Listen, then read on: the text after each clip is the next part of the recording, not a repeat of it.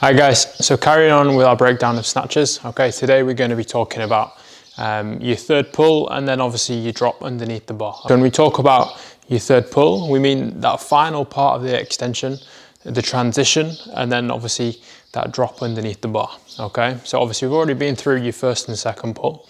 Okay, so you should have a reasonably good idea of where you need to be up to that point.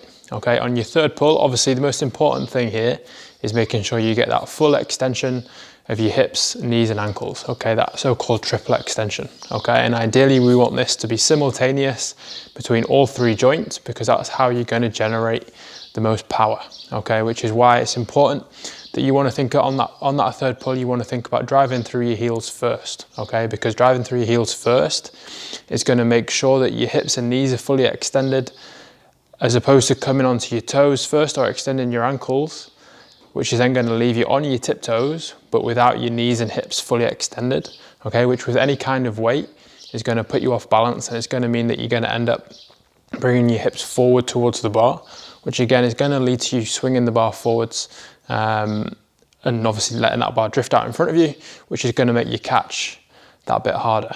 Okay, so you really want to focus there, drive through your heels, make sure you get that triple extension. Okay, and as you do that, especially on your snatches, we want to try and make that extension as vertical as possible. Okay, we want to be driving all the force upwards as opposed to any kind of movement sideways. Okay, so it's very easy on a snatch to hyperextend your lower back, end up in a very arched position. Okay, partly because of the grip, but partly because you put such an emphasis on driving through your hips. Okay, now obviously this is always going to happen to some degree. You're very, very rarely going to see someone who has a completely vertical extension on a snatch. On a clean, okay, yeah, that can happen. Obviously on a jerk it happens, but on a snatch it's very, very rare and very, very difficult to do. But having said that, we want to aim for vertical so that you tend to end up somewhere in the middle between vertical and overextended.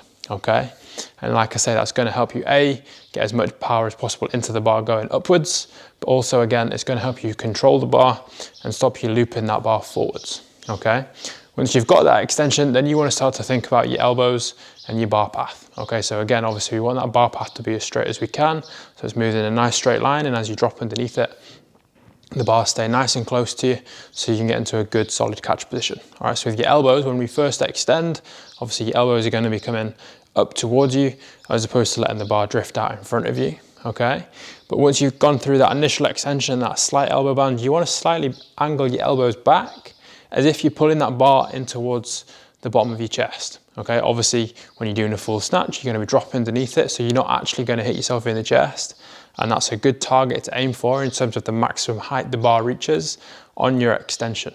Okay, so you'll extend, elbows up and then back, pulling the bar back in towards the bottom of your chest, so you keep it nice and close, you're not letting it loop out. Okay, and it's also making sure that you're not pulling the bar up too high, which again is going to be inefficient when you get to those heavier weights. Obviously from there, as you drop in underneath the bar, okay, once you feel like you've pulled the bar back towards your chest, then you're going to focus on that turnover and lockout. Okay, now obviously from that elbows back position, it's much easier and much faster to turn your hands over and then press out into the bar, especially as you're dropping at the same time, than if you let the bar loop all the way out and swing all the way around. Okay, obviously that's going to be much slower, much more inefficient, and again the bar, like we said before, the bar is going to pull you around a lot, which is going to make it much more difficult for you to stabilize the bar in that catch position.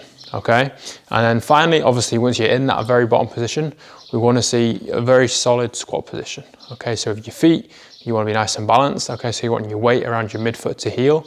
Okay, you're going to have your feet, or aim to have your feet in your normal kind of squatting stance, which is going to be different for everybody. Okay, you're going to aim to catch that bar as low as you possibly can without losing tension through your upper body. Okay, you don't want to be low but with really rounded back. Okay, and obviously you want to keep your upper body up as vertical as possible, which obviously is going to be slightly dependent on your mechanics and your mobility. Okay, with a good amount of tension in your upper body. Okay, so by that we mean that as you've rotated the bar, as you've locked out, you've pushed up into the bar. Okay, you're bracing your core, you're shrugging your shoulders, which is going to help you stay nice and which is going to help you make sure that you're pushing up into the bar and you're fully supporting the weight with as much muscle as you can. Okay, which is going to give you that stability. It's going to stop the weight of the bar crashing on you when you catch it.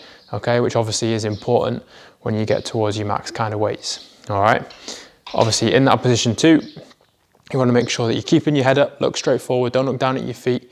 All right, and the key thing with getting that position right is having confidence and aggression going into it. Okay, what you don't want to do is kind of do it a little bit half-hearted, almost catch the bar in a power snatch and then go down into a squat, or drop into your squat but be slow with that lockout and turnover, which again is going to give you that instability. Okay, so as you are dropping underneath it, fully commit to it. Okay, make sure you land in a good position, keep your chest up, punch up into the bar. All right, be in a nice stable catch position. You don't need to rush to stand. Okay, once you've stabilized that bar, then stand up and you've completed the lift. Okay, so that's what we're looking for in that snatch on your snatch third pull, transition and catch. Okay, as always, if you've got any questions about that, feel free to give me a shout and we'll see you soon.